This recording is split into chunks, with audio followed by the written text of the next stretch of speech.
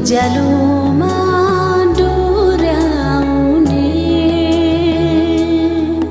मृत्युको घाटीबाट अनन्त जीवनमा हिँडाउने स्वर्गका राजा उनै यीशुलाई उचाल्छु म मेरो जीवनबाट। हालेलुया हालेलुया हालेलुया हालेलुया।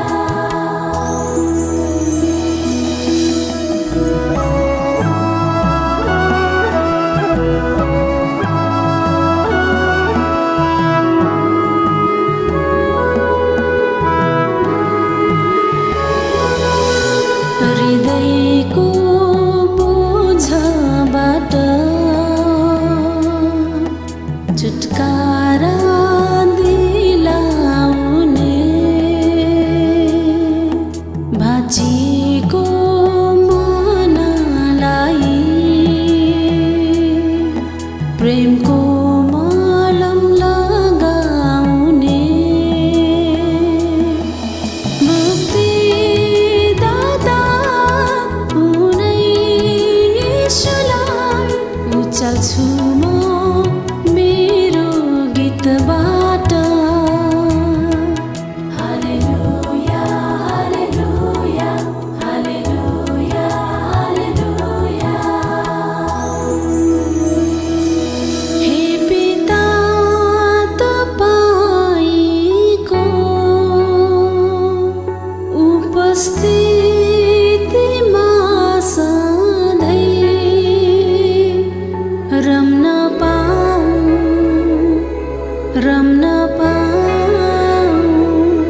हे पिता तपाईको सुरक्षामा सधैँ बस्न पाऊँ।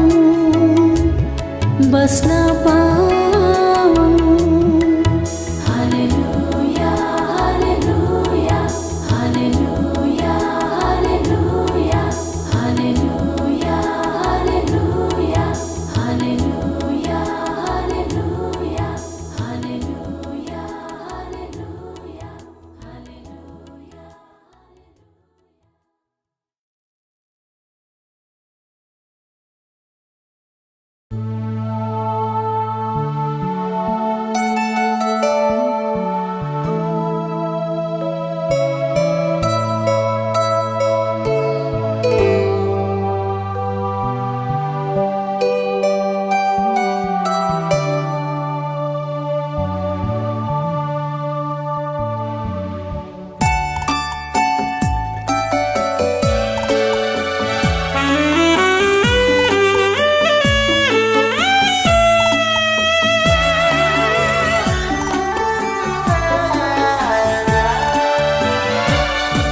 यो मनले देखेको हृदयले भेटेको येशू प्रभुलाई नै यो जीवन उनैले सम्हालिदिएको। यो मनले देखेको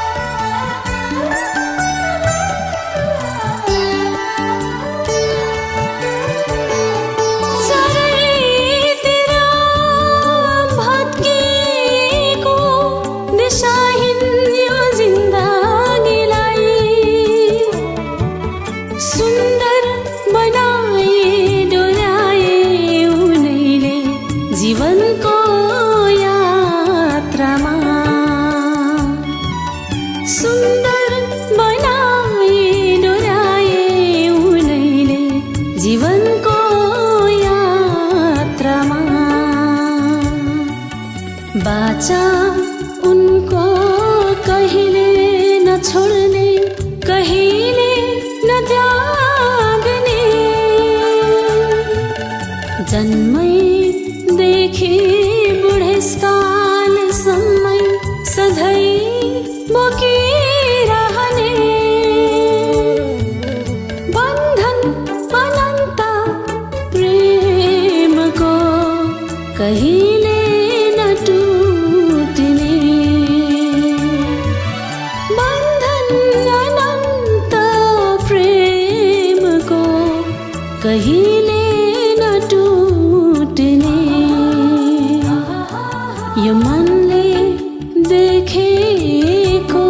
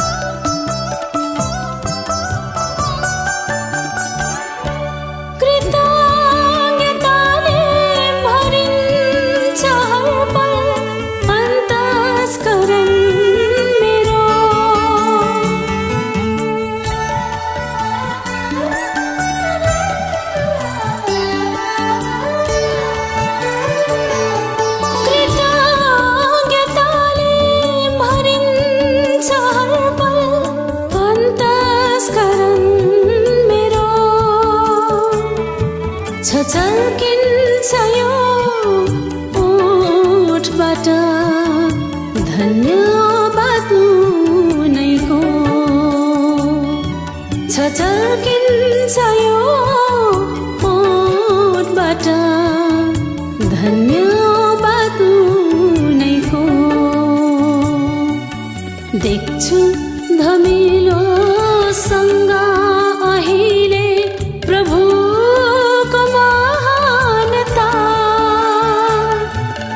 बुझ्छु थोरै मात्र अहिले प्रभुको पूर्णता।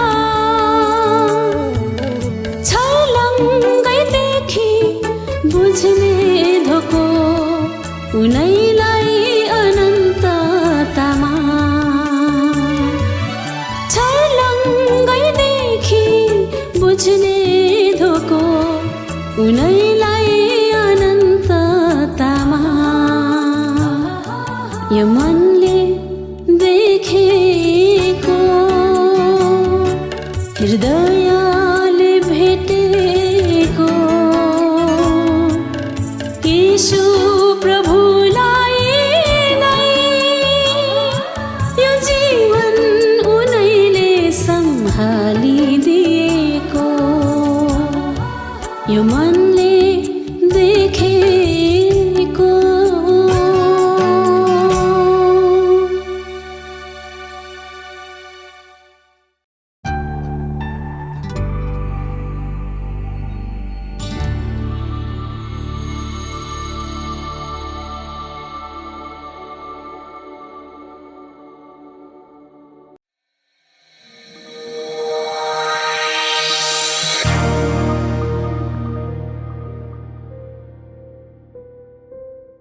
नवजीवन मण्डलीको अनलाइन साप्ताहिक सेवा हेरेर बस्नुभएको सबैजनालाई म आजको सेवामा स्वागत गर्दछु।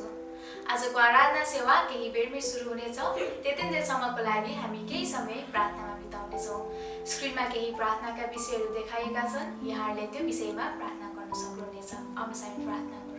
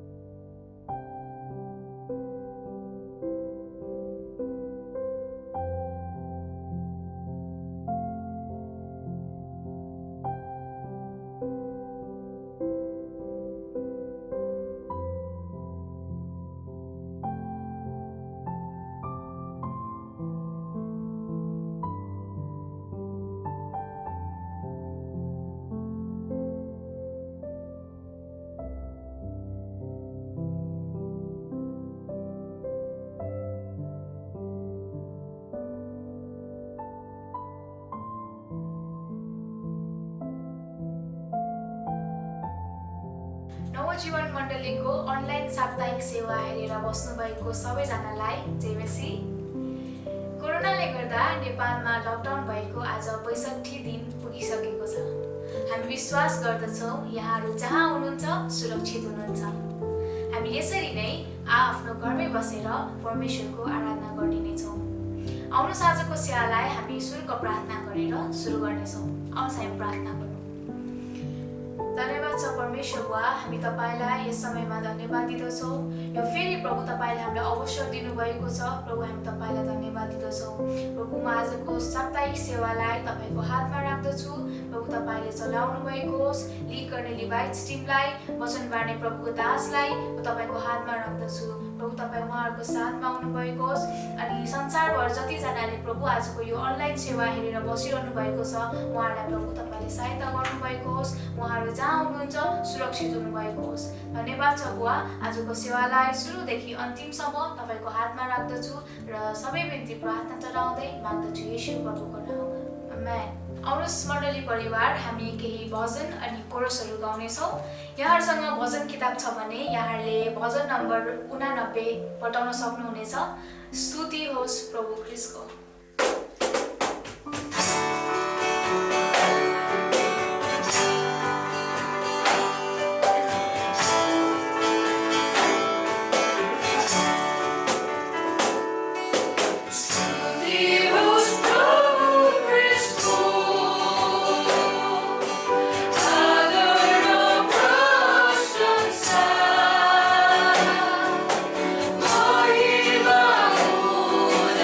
Oh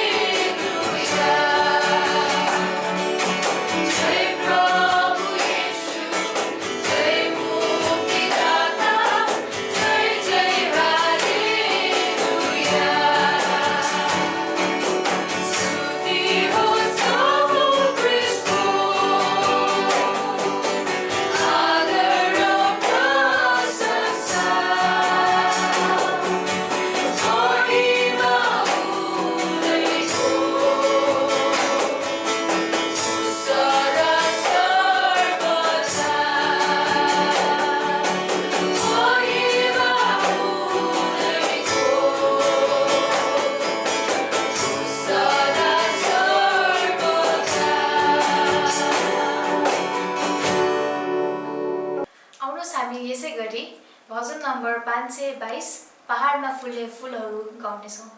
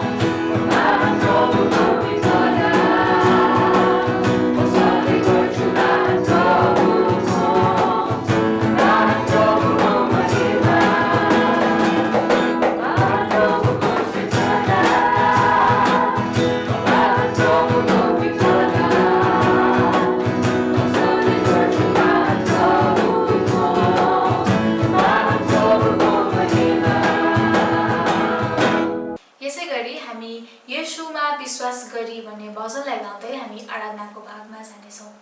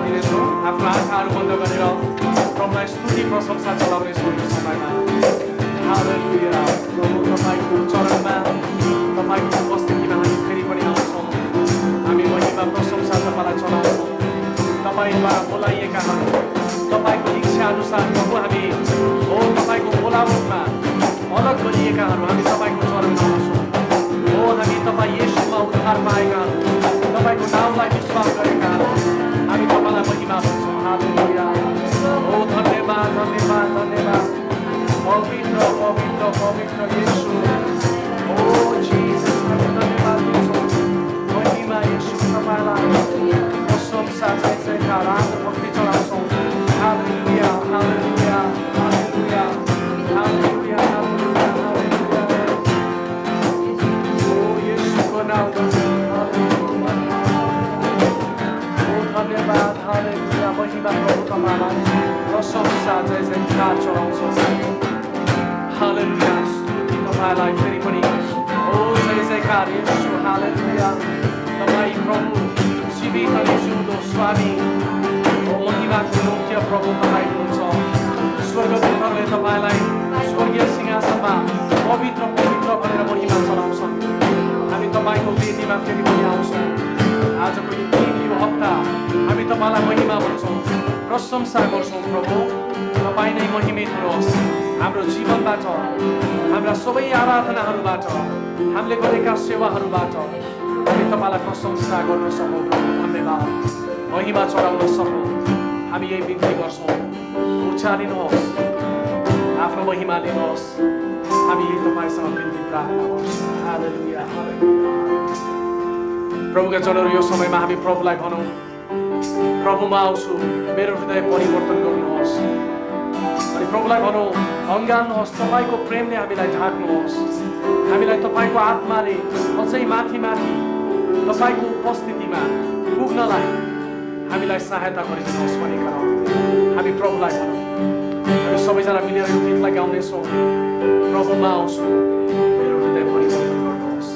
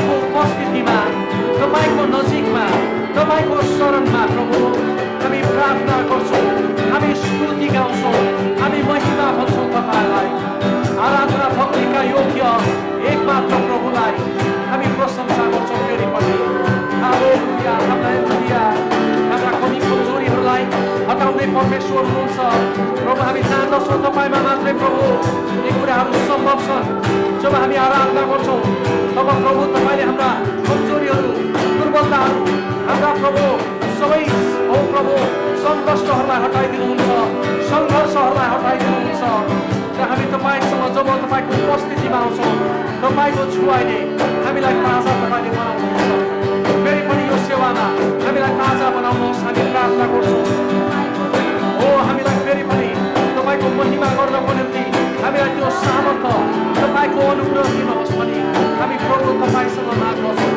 प्रभु तपाईँलाई महिमा भन्छौँ हो तपाईँलाई प्रशंसा भन्छौँ आदर भक्ति जय जयकार स्तुति चढाउँछौँ हालेलुया येशू धन्यवाद हालेलुया हालेलुया हालेलुया हामी सबैले भनेछौँ अन्गाल्नुहोस् यो समयमा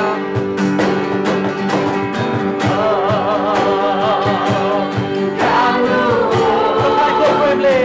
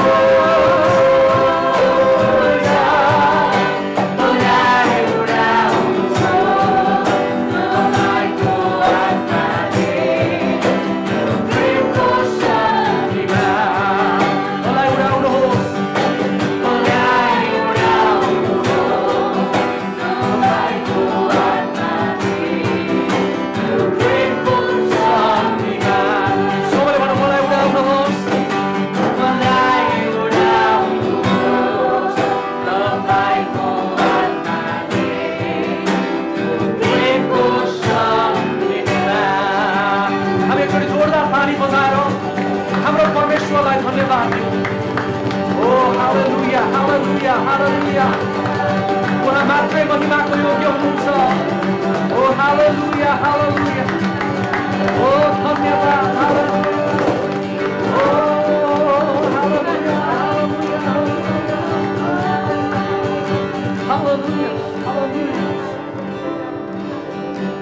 साँच्चै नै परमेश्वर, जब सारा संसार प्रभु यो अप्ठ्यारो परिस्थितिहरूमा गइराखेको छ, हामीलाई फेरि पनि तपाईको नजिक नजिक तपाईको आत्माले डोर्याउनुहोस्। हाम्रो मण्डलीलाई, हामी सबैलाई फेरि पनि प्रभु तपाईको उपस्थितिमा जागृत हुन सहायता गर्नुहोस्। हामी बिन्ती प्रार्थना गर्छौँ प्रभु, तपाईको छुवाई, तपाईको उपस्थितिको अनुभूति हामीलाई निरन्तर मात्रामा गर्न दिनुहोस्। हामी यो कुरा स्वीकार गर्छौँ र घोषणा गर्छौँ, तपाईँ बिना प्रभु हामी केही पनि होइनौँ। तपाईको उपस्थिति बिना हामी रित्तो छौँ प्रभु। र हामी प्रार्थना गर्छौँ, हामीलाई यी दिनहरूमा, यी अवस्थाहरूमा, यी सङ्घर्षहरूका बीचमा पनि फेरि पनि हामीलाई न्यानोपन, तपाईको उपस्थितिको ताजापन हामीलाई दिइरहनुहोस्। र तपाईकै कारण प्रभु हामी सुरक्षित रहनेछौँ, तपाईमा नै हामी शरण पाउनेछौँ र हामी तपाईकै महिमा गरिरहनेछौँ। हामी यही बिन्ती प्रार्थना गर्छौँ, बाँकी रहल भाग तपाईको हातमा राख्छौँ। आजको सेवामा हामीलाई हे पवित्र आत्मा निरन्तर रूपमा डोर्याउनुहोस्, ताकि हामी तपाईको महिमा गर्न सकौँ।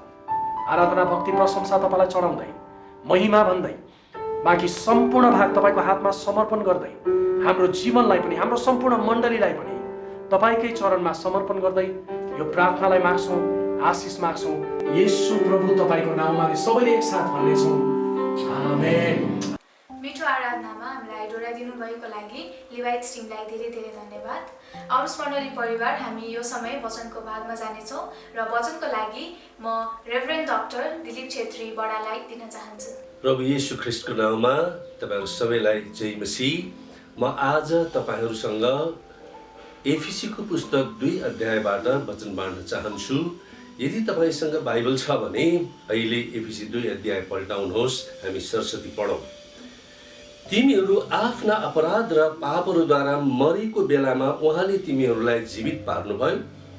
यिनैमा यस संसारको रीति अनुसार र आकाशको शक्तिको मालिक अनुसार अनाज्ञाकारिताका सन्तानमा अहिले काम गर्ने आत्मा अनुसार तिमीहरू अघि एकपल्ट चल्दथ्यौ।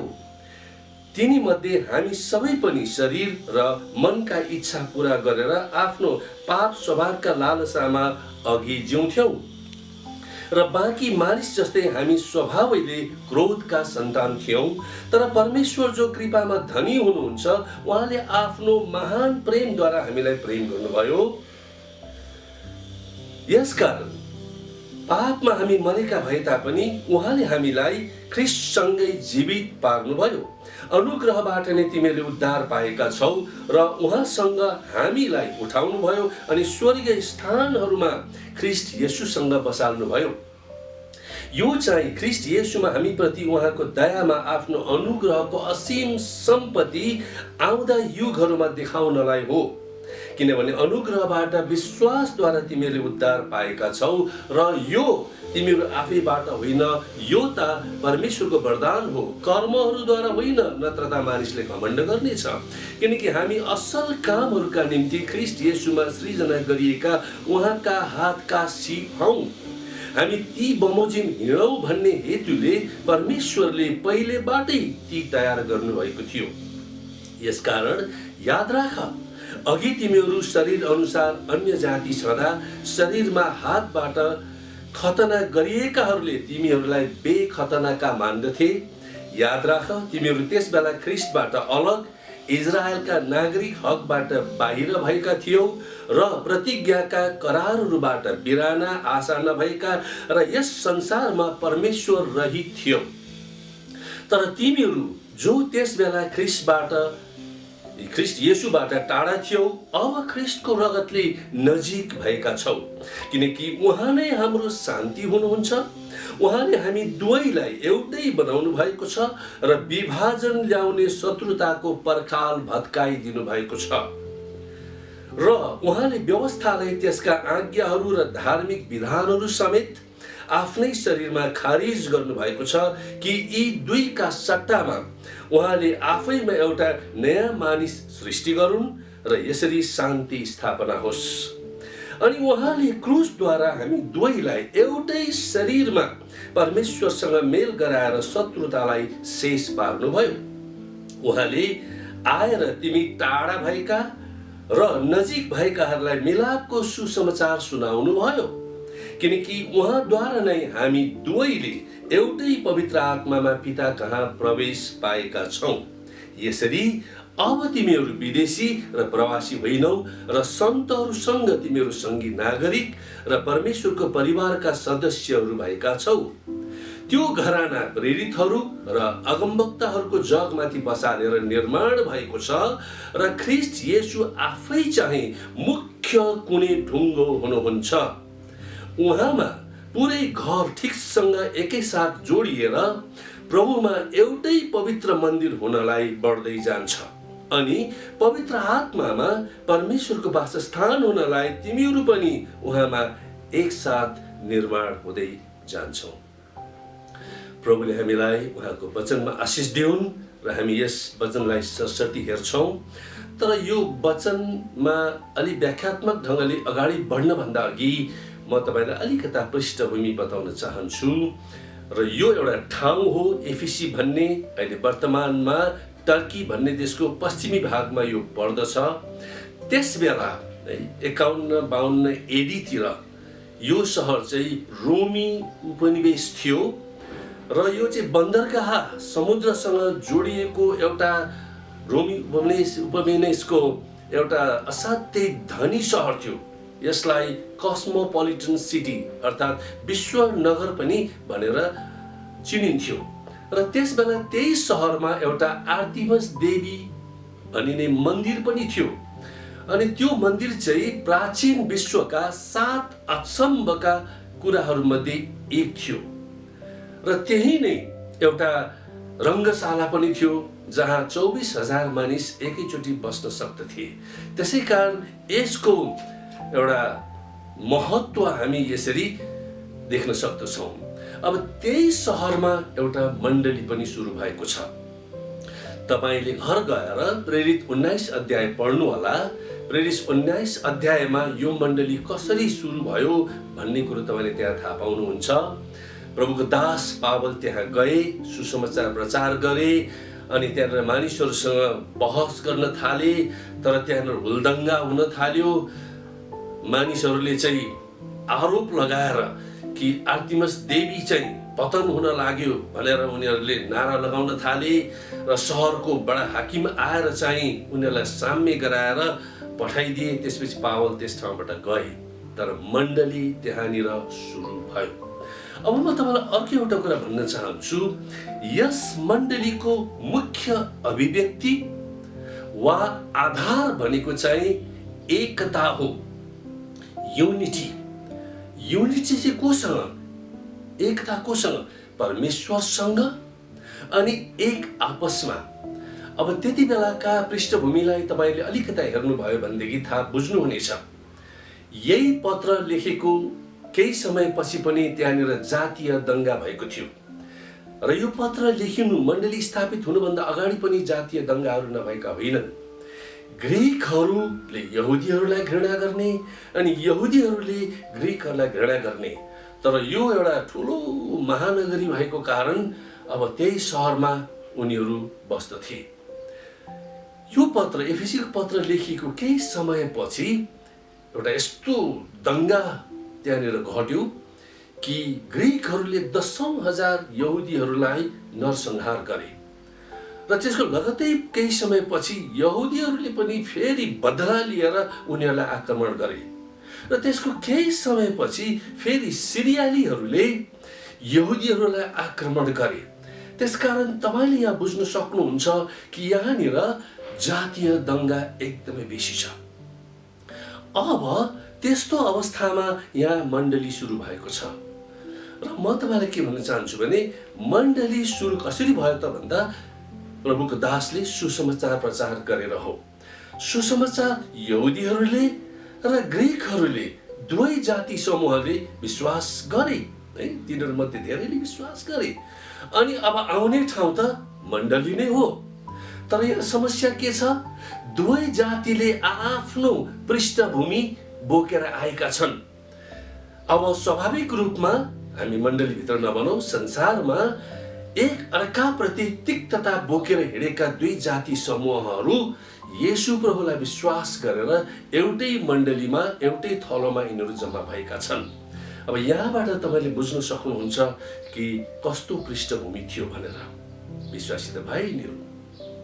र यहाँ सुरुमै पावलले के भन्छन् भने है तिमीहरू चाहिँ आफ्ना पापमा मरेको बेलामा, त्यो भनेको के हो? येशू ख्रीष्ट बिना मानिसहरू आत्मामा मरेका हुन्छन्। हामीलाई यो पुस्तकले यो पनि देखाउँछ कि येशू ख्रीष्ट शिर हुनुहुन्छ अनि उहाँमा विश्वास गर्ने व्यक्तिहरूको समूह शरीर हो जसलाई हामी मण्डली भन्छौँ। अनि त्यो व्यक्तिगत रूपमा पनि हो, सामूहिक रूपमा पनि हो। त्यसकारण जो व्यक्तिको शिर ख्रीष्ट छैन ऊ त आत्मामा मरेको छ। त्यसै कारणले त्यो जीवन कस्तो हुन्छ त? तपाईले 2 पदमा देख्नुहुन्छ, यहाँ भनेको छ यिनैमा यस संसारको रीति अनुसार। भनेको चाहिँ के हो त?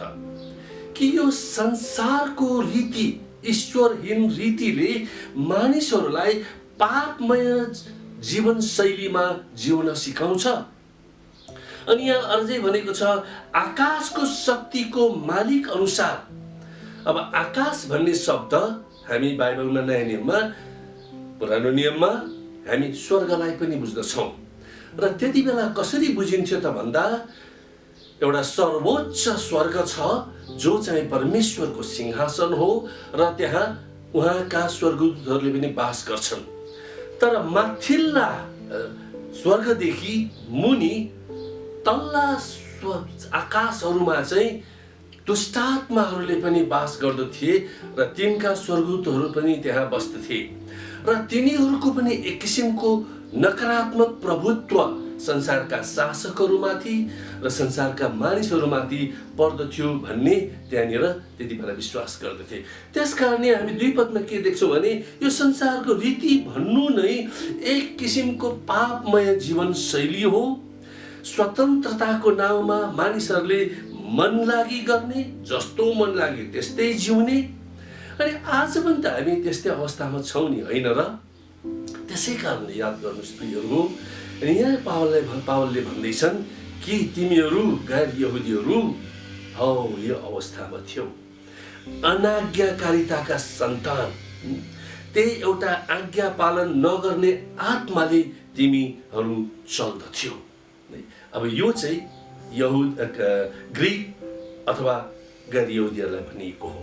अब यहाँ 3 पदमा आउँदा प्रभुको दास पावलले के भन्छन् भने हामी सबै पनि अर्थात् हामी यहुदीहरू पनि शरीर र मनका इच्छा पूरा गरेर नै पाप स्वभावमै चल्थ्यौँ, त्यही लालसामा हामी जिउँथ्यौँ र हामी पनि अरू बाँकी सराउने स्वभावैले हामी क्रोधका सन्तान थियौँ। अब यो क्रोधको सन्तान भनेको चाहिँ नि परमेश्वर असाध्यै रिसालु हुनुहुन्छ भनेको होइन। चाहे ती गैर यहुदीहरू हुन् चाहे यहुदीहरू हुन्, यिनीहरू बागी भएर गएको, यिनीहरू विद्रोही भएर गएको कारण पवित्र आत्मालाई भित्रपट्टि दुखेसो भएको, पवित्र आत्मा पीडित हुनुहुन्छ। यहुदीहरूले परमेश्वरको वचनलाई, उहाँको आज्ञालाई पालन गरेर एउटा गवाहीको रूपमा जिउनु पर्नेमा उनीहरू त्यसरी जिएनन्। र गैर यहुदीहरूले पनि विचार गर्नुपर्ने कि यो शारीरिक भौतिक संसार चाहिँ एउटा भ्रमात्मक कुरो होइन, यो एउटा मायाजाल होइन, वास्तविक हो। यो सृष्टिलाई हेरेर पनि परमेश्वरको प्रेम र उहाँको भलाइलाई महसुस गरेर त्यो सृष्टिकर्ता परमेश्वरलाई महिमा दिनुपर्ने थियो। तर यहाँनिर यहुदीहरू र गैर यहुदीहरू दुवै जातिहरू चुकेका छन्। तर यहाँ तपाईँले तलपट्टि हेर्नुहोस् 4 पदमा आउँदाखेरि, तर हाम्रा परमेश्वर जो कृपामा धनी हुनुहुन्छ। अब विचार गर्नुहोस्, संसारको राजा अथवा शासकले कोही व्यक्ति उसको विरुद्धमा उग्र भएर उठ्यो भनेदेखि त्यसलाई बेसरी यातना दिन्छ, जेलमा कोच्न सक्छ, यहाँसम्म कि उसलाई मृत्युमा पनि पुर्याउन सक्छ। त्यसबेला र अहिले पनि विश्वासीहरूले यही कुरोलाई नै थाहा पाउनु पर्दछ। हामी पनि बागी भएकाहरू थियौँ, परमेश्वरलाई विद्रोह गर्नेहरू थियौँ, तर यो परमेश्वरको यति महान कृपा विद्रोहीहरूलाई उहाँले यातना दिनुहुन्न, सताउनुहुन्न, तर उहाँले एउटा बाटो बनाइदिनु भएको छ। र यहाँ मुनि हामीले हेर्दाखेरि के देख्छौँ त भन्दाखेरि परमेश्वरले यी मानिसहरूलाई उहाँमा विश्वास गरे भने विश्वासीहरूलाई स्वर्गीय स्थानहरूमा उचाल्नुहुन्छ भनेर हामी यहाँ तलपट्टि देख्दछौँ। 5 पदमा हामी देख्दछौँ, उहाँले हामीलाई ख्रिस्टसँगै जीवित पार्नुभयो, अनुग्रहबाट हामीले उद्धार पायौँ, उहाँले हामीलाई उठाउनु भयो, स्वर्गीय स्थानहरूमा परमेश्वरले उहाँका पुत्रमाथि विश्वास गर्नेहरूलाई पुत्र सँगसँगै राखिदिनु भयो। अर्थात् त्यो स्वर्गीय वातावरणमा उहाँले हामीलाई उचाल्नु भयो। हामी अब त्यो लालसा, त्यो विद्रोहीपनाबाट माथि उठेका छौँ। अनि त्यसका साथसाथै यस संसारमा काम गर्ने ती दुष्ट्याएका आत्माहरू जो तल्लो स्वर्गमा छन्, तिनीहरूले जुन एउटा आत्माद्वारा मानिसहरूलाई चलाइरहेका छन्, त्यसको दासत्वमा अब हामी बसिरहनु पर्ने आवश्यकता छैन। किनभने यहाँ 1 अध्यायको तपाईँले 20 र 21 पदमा हेर्नुभयो भने यसरी लेखिएको छ, उहाँले ख्रिस्टमा पुरा गर्नुभयो र उहाँले ख्रिस्टलाई मरेकाहरूबाट जीवित पार्नुभयो अनि स्वर्गीय स्थानहरूमा आफ्नै दाहिने बाहुलीपट्टि बसाल्नुभयो। अनि त्यसपछि हामीलाई पनि उहाँले उहाँ सँगसँगै राख्नुभयो। यस संसारका शक्तिहरू, हामीलाई प्रभाव पार्ने कुराहरू, भूत हुनामुना जस्ता कुराहरूदेखि अब हामीले डर मान्नु पर्दैन। कारण एउटा साँचो विश्वासीको जीवनमा ख्रिस्ट यीशु हुनुभएको कारणले, पवित्र आत्माद्वारा बस्नु भएको कारणले, परमेश्वरले यस हृदयलाई शासन गर्नुभएको कारणले गर्दाखेरि ती संसारका दुष्टात्माका शक्तिहरूदेखि हामी डराउनु पर्दैन। तल आएर 8 र 9 पद नयाँ नियमका बाइबलका खण्डहरूमध्ये यो एउटा अति महत्त्वपूर्ण खण्ड हो सुसमाचारको सन्दर्भमा। किनभने यहाँनिर के भनिएको छ भन्दाखेरि हामीले त अनुग्रहबाट विश्वासमा उद्धार पाएका हौँ।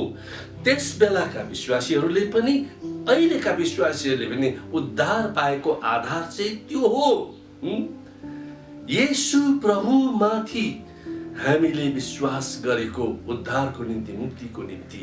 संसारका जुनसुकै ठाउँका विश्वासीहरू, जुनसुकै भाषा संस्कृतिका विश्वासीहरू किन नहुन्, क्रिश्चियनहरूको केन्द्र बिन्दु भनेको चाहिँ प्रभु येशू ख्रिस्ट माथिको विश्वास हो।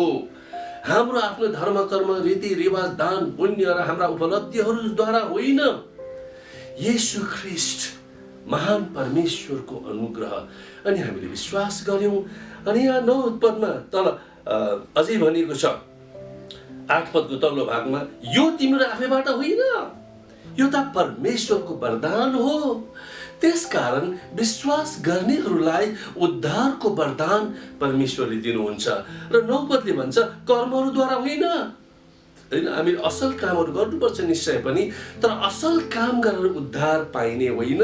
यो त प्रभु येशू ख्रिस्टमाथि विश्वास गरेर सित्तैमा पाइने उद्धारको वरदान हो।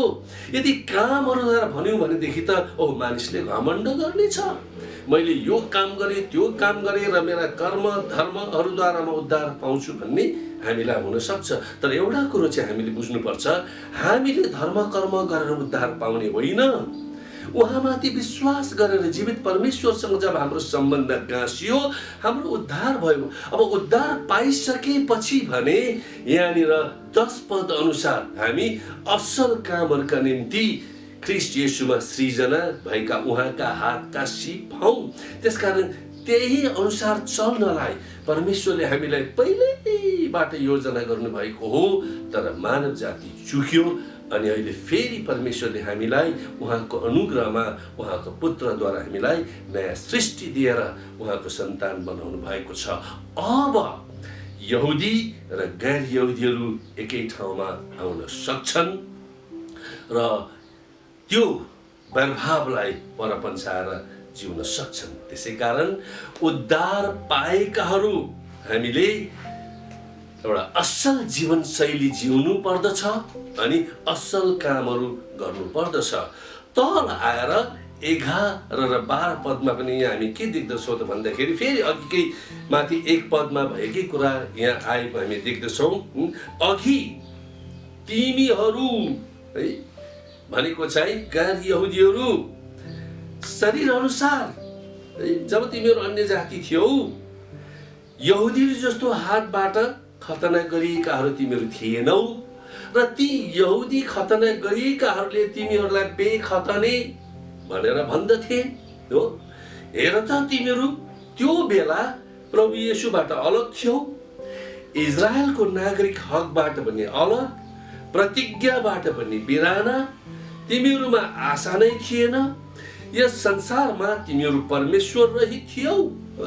यहाँनिर प्रभुको दास पावलले ती गैर यहुदीहरूलाई भन्दैछन्, हेर त कस्तो थियो तिमीहरूको पहिलेको अवस्था, तर अहिले फरक छ है। तल आएर 13 पदमा हेर्नुहोस् त, तरले ठुलो फरक पारेछ है। तर तिमीहरू जो त्यस बेला ख्रीष्ट येशूबाट टाढा थियौ, अब ख्रीष्टको रगतले नजिक भएका छौ। अनि त्यस बेला पावलले प्रचार गर्दा एफिसीहरू ख्रीष्टको रगतद्वारा नजिक भएका थिए भने आज तपाईँ र म पनि येशू ख्रीष्टद्वारा नै हामी नजिक भएका छौँ। अब जसरी त्यस बेला यहुदी, ग्रीक अथवा अरू जातिहरू गैर यहुदीहरू मण्डलीभित्र प्रभुमा विश्वास गरिसकेपछि उनीहरू जुनसुकै पृष्ठभूमिबाट आएका भए पनि आफ्नो पृष्ठभूमि आफ्नो ठाउँमा छँदैछ। भाषाहरू, संस्कृतिहरू, वेशभूषाहरू, चालचलनहरू, विधिहरू आफ्ना जातिहरूको आफ्नै ठाउँमा छँदैछन्। कति उपयोगी होलान्, कति छैनन्, तर हामीहरूको खास आधार चाहिँ के हो? हामीहरूको आधार भनेको अघि नै हामीले हेरिसक्यौँ, प्रभु येशू ख्रीष्ट माथिको विश्वास हो। अहिले हामीले 13 पदमा हेरेको भने त्यही हो, ख्रीष्टको रगतले हामी उद्धार पाएका छौँ। अब हेर्नुहोस् तल 14 पदमा आएर हामी के थाहा पाउँदछौँ त भन्दाखेरि, ओहो परमेश्वरले येशूलाई पठाएर उहाँ नै दुई किसिमका यी एक अर्काप्रति तिक्तता राख्ने यहुदी र गैर यहुदीहरूको माझमा शान्ति ल्याउने एउटै कुरो मात्रै छ। त्यो शान्ति भनेको नै येशू ख्रीष्ट हो। हेर्नुहोस् न 14 पदले भनेको छ, तल्लो भागमा भनेको छ उहाँले हामी दुवैलाई भनेको यहुदी र गैर यहुदीहरूलाई एउटै बनाउनु भएको छ। अझै हामी हेरौँ र विभाजन ल्याउने शत्रुताको पर्खाल भत्काइदिनु भएको छ। संसारमा हुँदाखेरि हामी एउटा जातिले अर्को जातिलाई घृणा गर्थ्यौँ, हामीमा शत्रुता थियो। तर आज प्रभु येशू ख्रीष्टमा विश्वास गरेर अब मण्डलीभित्र विभेद हुनु हुँदैन, मण्डलीभित्र शत्रुता हुनु हुँदैन। हामीहरूको आफ्नो पृष्ठभूमि, आफ्नो जात, आफ्नो जातित्व होइन, अघि मैले भने जस्तै सबै कुरा आफ्नै ठाउँमै छन्। हामीले एउटाले अर्कोलाई आफूभन्दा भिन्नै छ भन्दैमा हामीले घृणा गर्नु हुँदैन। वास्तवमा मेरो संस्कृति, मेरो भाषा, मेरो वेशभूषा र मेरो रहन सहन भन्दा अर्कै किसिमका व्यक्तिहरू छन् भने उनीहरूका कुराहरूलाई हेरेर घृणा गर्नुको सट्टामा आदर गर्नु पर्दछ। सामान्य रूपमा पनि संसारमा विविधतामा एकता भनेको त्यही हो होइन। हाम्रो राष्ट्रपिता पृथ्वीनारायण शाहले भन्नुभएको पनि त्यही हो, नेपाल एउटा धेरै जातिको फुलबारी हो, यो जाति जाति झगडा गर्ने ठाउँ होइन। अनि हामी यहाँ देख्दछौँ त्यसरी नै ख्रीष्ट येशूमा त्योभन्दा अझै महत्त्वपूर्ण आत्मीय एकता भएको, ख्रीष्ट येशू मध्यस्थकर्तामा एकता भइसकेपछि अब जातीय विभेद, एक जाति अर्कोको जातिको विरुद्धमा उठ्नु हुँदैन। परमेश्वरले हामीलाई त्यही कुरो भन्दै हुनुहुन्छ। अझै हामी यहाँनिर हेर्दै जाउँ कि अगाडि हेर्दाखेरि त्यति बेला यहुदीहरूले आफैलाई हामी पवित्र जाति हौँ भन्थे।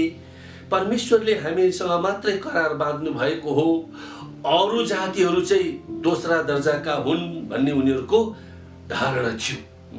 तर यहाँनिर होइन, शरीरको खतनाले मात्रै हुँदैन, हृदयमा विश्वास गरेर हृदय नै खतना भएको हुनुपर्दछ। अर्थात् चाहे यहुदी भए पनि चाहे गैर यहुदी भए पनि हृदयमा नै प्रभु येशू ख्रीष्टलाई विश्वास गरेर हृदय परिवर्तन भएर त्यो आत्मिकी रूपान्तरणको काम सुरु भएको हुनुपर्दछ भन्ने यहाँनिर हामी देख्दछौँ।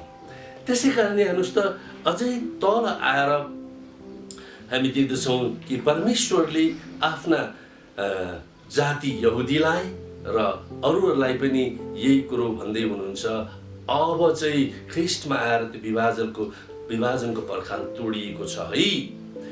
अब दुई जाति समूहमा कलह हुनु हुँदैन है। र हामीहरूको पनि केन्द्र बिन्दु भनेको विभिन्न जातिहरूको नेपालभित्र र संसारभरि केन्द्र बिन्दु भनेको प्रभु येशू ख्रिस्ट हो। त्यो चाहिँ मण्डली हो, स्थानीय मण्डली र विश्वव्यापी मण्डली। स्थानीय मण्डलीमा हामी हरेक शनिबार अरू देशहरूमा आइतबार आएर हामी भेट्छौँ। साँचो विश्वासीहरू विश्वभरि जति छन् अदृश्य रूपमा हामी देख्दैनौँ एक्लै अर्कालाई, अनि हामी विश्वव्यापी मण्डलीका पनि हामी सदस्यहरू हौँ। त्यो शरीर भनेको मण्डलीमा हामी गाभिएका छौँ। तल 2 अध्यायको 17 र 18 पदमा हामी आउँदाखेरि 16 पदमै हामी यहाँ भनौँ कि हामी देख्दछौँ कि उहाँले क्रुसद्वारा हामी दुवै जातिलाई एउटै शरीरमा परमेश्वरसँग मेल गराउनु भयो। हाम्रो आधार भनेको त्यो हो। अब शत्रुता शेष भएर गएको छ। यहुदीहरूको व्यवस्थालाई पनि हामी यहाँ 15 पदमा देख्दछौँ, ख्रिस्ट परमेश्वरले त्यो व्यवस्थाका आज्ञाहरू र विधानहरूलाई पनि शरीरमै खारेज गर्नुभयो भनेको चाहिँ मण्डलीमा खारेज गर्नुभयो। अब मण्डलीमा त्यो पुरा भइसकेको छ। त्यसको सट्टामा है अब एउटा नयाँ मानिस, एउटा नयाँ परिचय सुरु भएको छ। त्यो परिचय हो म प्रभु येशू ख्रिस्टको हुँ, हामी प्रभु येशू ख्रिस्टका हौँ। अब हामीमा त्यो विभेदताको आत्माले काम गर्नु हुँदैन। हेर्नुहोस् त, परमेश्वरको यो अनन्तदेखिको योजना आज आएर प्रकट भएको छ। त्यसकारण फेरि पनि यहाँनिर हामी देख्दछौँ 15 पदको अन्तमा कि शान्ति स्थापना होस् कहाँ? मण्डलीभित्र। 16 पदले बताउँछ क्रुसद्वारा हामी त्यो एकै ठाउँ भएका छौँ। 17 पदमा आउँदा टाढा भएका भनेको गैर यहुदीहरू, नजिक भएकाहरू भनेको यहुदीहरू, परमेश्वरका नजिक भएकाहरू दुवै सुसमाचार येशूद्वारा एकै ठाउँमा आएका छन्। यो मिलापको सुसमाचार हो। 18 पदले भन्छ उहाँद्वारा नै हामी दुवै जातिले एउटै पवित्र आत्माद्वारा, अरू कुनै पनि आधार होइन, ख्रिस्ट यीशुको माध्यमबाट हैन पवित्र आत्माले हामीलाई परमेश्वर पिता कहाँ प्रवेश गराउनु भयो। अनि यहाँ प्रभुको दास पावलले भन्छन् अब हामी प्रवासी होइनौँ, हामी विदेशी होइनौँ, तर सन्तहरू भनेको सबै विश्वासीहरूसँग हैन 19 पदमा हामी देख्दछौँ हामी सङ्घीय नागरिक भएर परमेश्वरका परिवारका सदस्यहरू हौँ। त्यति बेला यहुदीहरूको सभाघरहरूमा त्यो भवन बनाउनेहरूले के गर्थे भनेदेखि यहुदीहरूको बस्ने ठाउँ अलग्गै हुन्थ्यो, अनि त्यहाँ एउटा बार लगाइन्थ्यो। त्यो बारदेखि उतापट्टि चाहिँ गैर यहुदीहरू र स्त्रीहरू बस्नु पर्दथ्यो। कुनै गैर यहुदीहरूले त्यति बेला यहोवा परमेश्वरलाई विश्वास गरेर बप्तिस्मा लिएर पुरानो नियम अनुसार अनि उनीहरू चाहिँ यहुदी बन्थे, क्रिस्चियन होइन है। पहिला पुरानो नियममा येशू आइसकेपछि त्यो बार त्यहाँ छैन।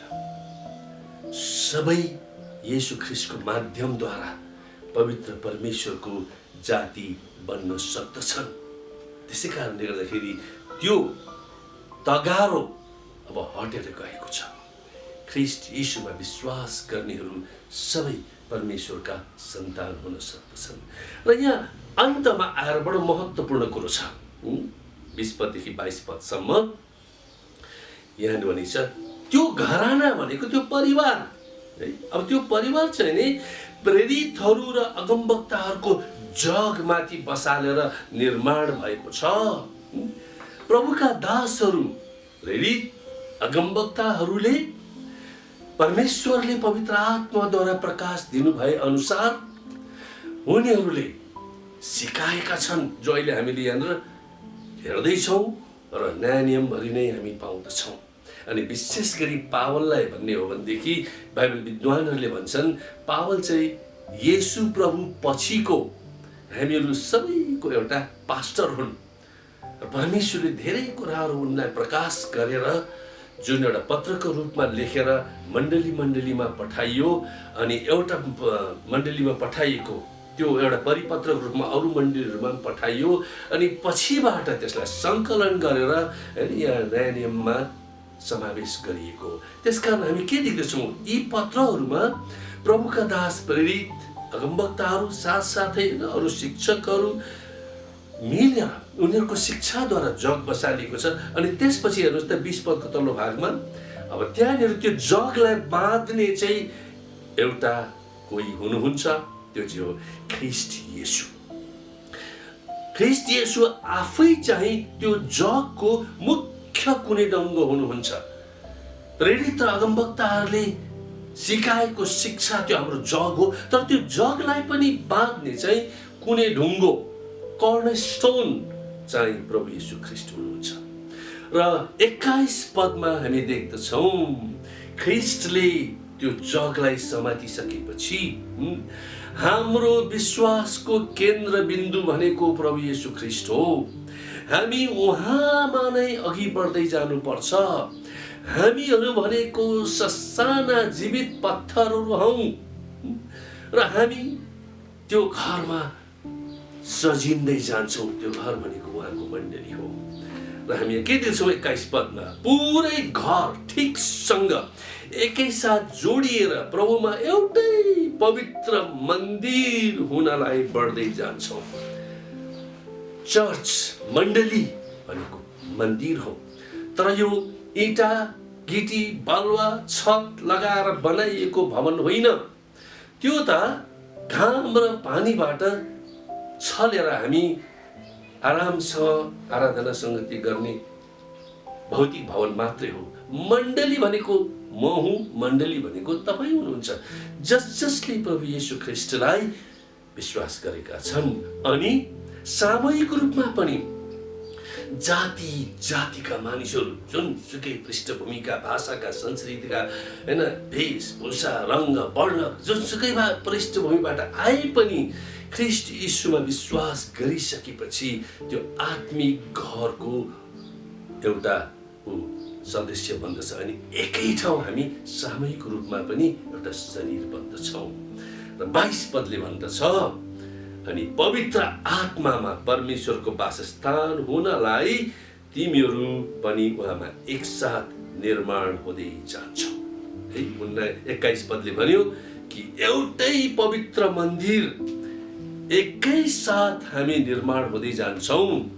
पुरानो नियममा इतिहासको पुस्तकमा तपाईँले देख्नुहुन्छ कि सुलेमान राजाको शासन बेला उनले परमेश्वरको निम्ति एउटा ठुलो भौतिक मन्दिर बनाए अनि त्यसलाई चाहिँ परमेश्वरको वासस्थान भनेर भनिन्थ्यो। आजको वासस्थान चाहिँ व्यक्तिगत रूपमा पनि हो, तर सामूहिक रूपमा पनि साँचो विश्वासीहरू नै परमेश्वरको वासस्थान हुनुहुन्छ। अनि यो युनिभर्सल हो, विश्वव्यापी रूपमा हो, अनि यो सबै जाति समूहहरूबाट हो। त्यसैकारण परमेश्वरले हामीलाई यो सत्यता बुझ्न अनुग्रह गरून्। अब ख्रीष्टमा विश्वास गर्नेहरू आधार नै हाम्रो त्यो भइसकेपछि हामी त्यहाँ एकतामा आएका छौँ। अघि मैले सुरुमा भने यो हामीहरूको यानी एफएसीको पुस्तकको मुख्य अभिव्यक्ति मुख्य आधार भनेको नि यही हो, एकता। अब पावलले लेखेका 17 वटा पुस्तकहरूमा हामी ख्रीष्टमा उहाँमा प्रभुमा भन्ने शब्दहरू 160 चोटि पाउँदछौँ अनि ती मध्ये 36 वटा चाहिँ एफिसीकै पुस्तकमा हामी पाउँदछौँ। त्यसै कारणले प्रियहरू हो, परमेश्वरले आज हामीलाई उहाँको शरीरमा एक ठाउँमा बाँध्नु भएको छ। हाम्रो भौतिकी अवस्था, शैक्षिक अवस्था, जातीय अवस्था भिन्दा भिन्दै छन्, तर ख्रिस्टमा हामीहरूको अवस्था चाहिँ एउटै हो। हामी उहाँका सन्तान हौ, हामी उहाँका शरीर हौ, उहाँ हाम्रो शिर हुनुहुन्छ, मण्डली उहाँको देह हो र त्यो देहसँग उहाँ जोडिनु भएको छ, युनाइटेड। उहाँसँग हामी एकमा छौँ र एक आपसमा पनि हामी एकतामा छौँ। हामीलाई एउटै सूत्रले बाँध्छ, त्यो सूत्र हो प्रभु येशू ख्रिस्टमाथिको हाम्रो विश्वास। प्रभुले तपाईँहरू सबैलाई आशिष दिउन् र हामी फेरि अर्कोचोटि भेट्नेछौँ। अहिले म छोटो प्रार्थना गर्छु है त।